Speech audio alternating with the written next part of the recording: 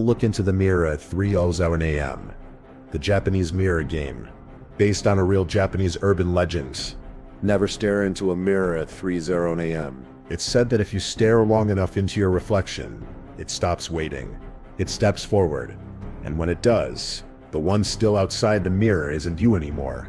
Tokyo, 2016. Rain murmured against the glass, whispering through the narrow apartment where Aiko Tanaka lived alone. She was 17, restless, caught between dreams and screens. The blue glow of her phone lit her face as she scrolled through a late-night live stream. 3:00 a.m. mirror challenge. Real or fake? It was a small thing, a game. Something born from boredom and midnight dares.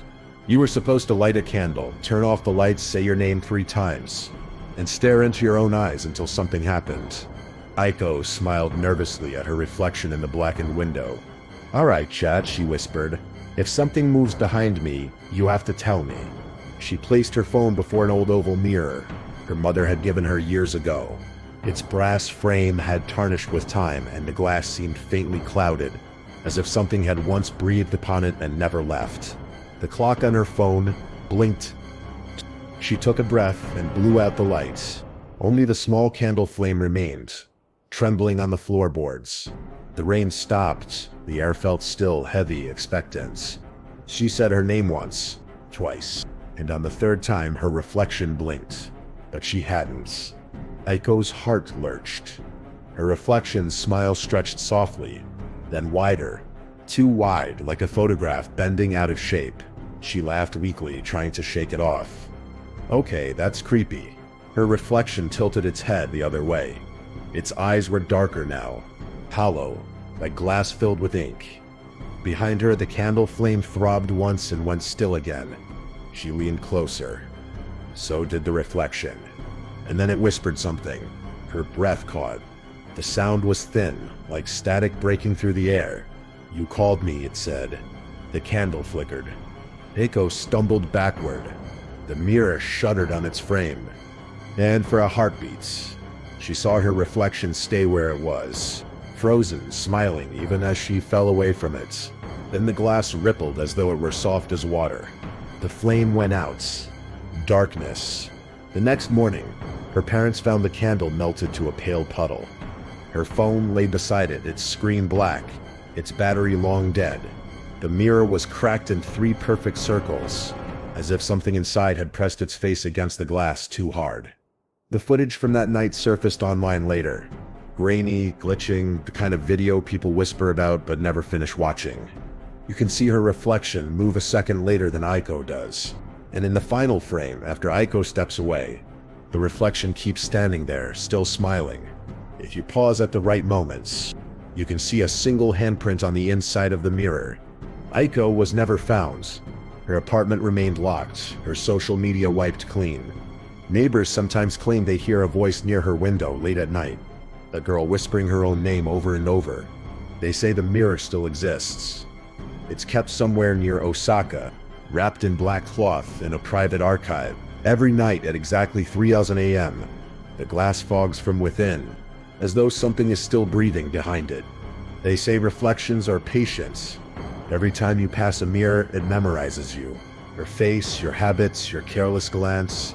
And one night, when the clock hits 3, it might finally decide to step forward.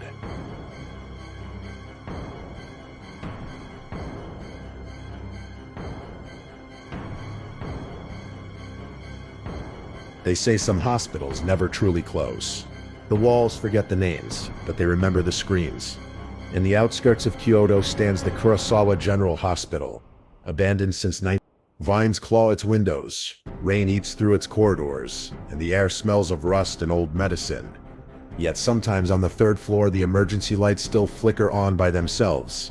And from room 313, people swear they hear a monitor beeping. But there hasn't been electricity in that building for 25 years.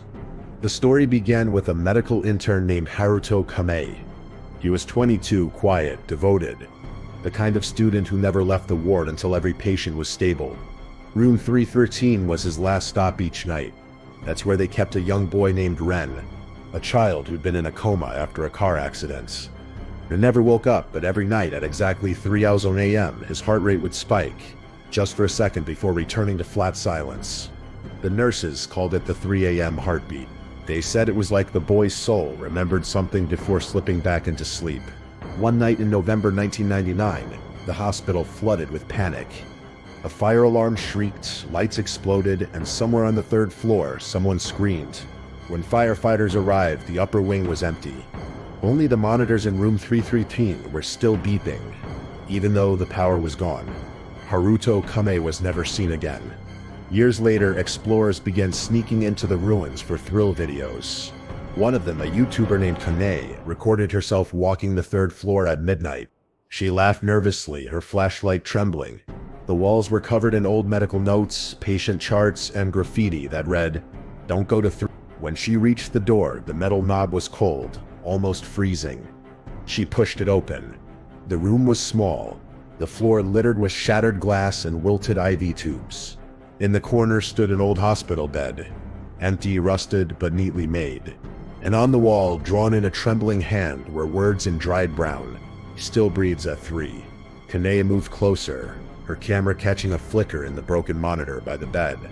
It blinked once, faint green light. Then the sound came, beep. Her breath hitched. Who's there? Something moved beneath the blanket, a slow, deliberate rise, like someone taking a breath. Then, from the monitor, the flatline tone screamed loud enough to distort her mic. She dropped the camera and ran. The video ends there. But 3 months later, police entered the hospital after a complaint about strange noises.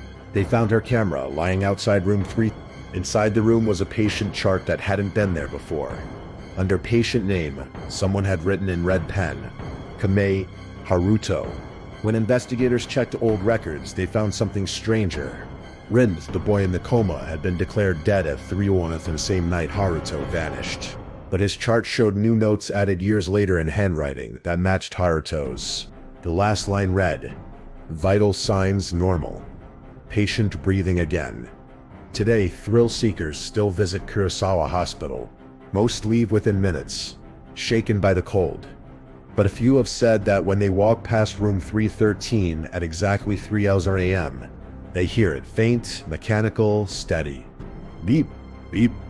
And sometimes, if they look through the glass, they see a man in a white coat standing by the bed, his head slowly turning toward them, as if checking on the next patient.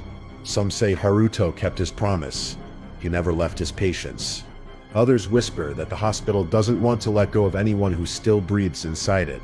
And if you ever pass an old building and hear a heartbeat where there shouldn't be one, don't follow the sound, because sometimes the walls remember how to breathe.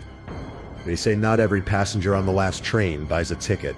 Some just want to get somewhere they were never supposed to leave. Tokyo. The Marunouchi subway line had closed hours ago. Only one train remained in the yard. The 2:50 a.m. maintenance run, used to test the tracks before dawn. No passengers, no stops. Only the conductor, Mr. Satoshi Arai, and a single engineer sat inside. But that night, Arai reported something that never made it to the morning news. As the train rolled through the underground tunnels, he noticed movement in the corner of the last carriage, a faint reflection in the glass door that shouldn't have been there. At first, he thought it was his own shadow. Then it moved against the rhythm of the train. He stopped the engine and walked through the carriages, flashlight in hand. The air was still, heavy with dust and old iron. When he reached the final compartment, he froze. Someone was sitting in the corner seat. A woman, long black hair hiding her face, hands folded neatly on her lap. Her clothes were wet, as though she'd just stepped out of the rain. But it hadn't rained in Tokyo that night. Arai cleared his throat. "Ma'am, this train isn't in service." The woman didn't respond.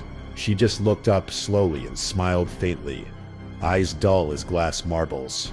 Something about that smile made his throat tighten. He stepped back, his flashlight flickering.